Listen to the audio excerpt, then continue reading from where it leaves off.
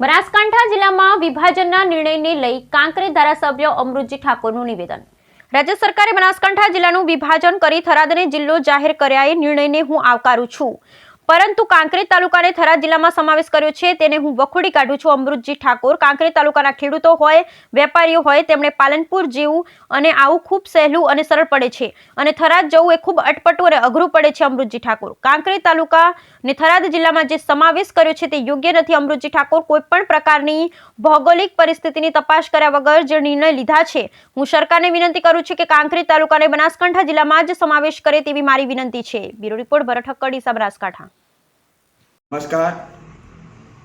આજે રાજ્ય સરકારે બનાસકાંઠા જિલ્લાનું વિભાજન કરી અલગ થરાદ જિલ્લો બનાવ્યો છે તે બાબતને હું આવકારું છું, પરંતુ મારા મત વિસ્તાર કાંકરેજ તાલુકાને થરાદ જિલ્લામાં જે સમાવેશ કર્યો છે બાબતને હું વખોડી કાઢું છું। કારણ કે મારા કાંકરેજ તાલુકાના ખેડૂતો હોય, નાના મોટા વેપારી હોય, એમને પાલનપુર જવું આવવું ખૂબ સહેલું ને સરળ પડે છે।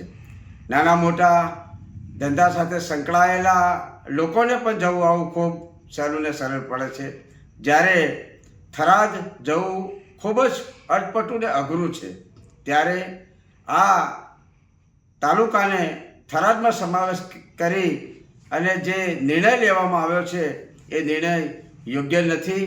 કોઈપણ પ્રકારનું ભૌગોલિક પરિસ્થિતિની તપાસ કર્યા વગર જે નિર્ણયો લીધા છે, હું સરકારને વિનંતી કરું છું કે કાંકરેજ તાલુકાને બનાસકાંઠા જિલ્લામાં જ સમાવેશ કરે એવી મારી વિનંતી છે।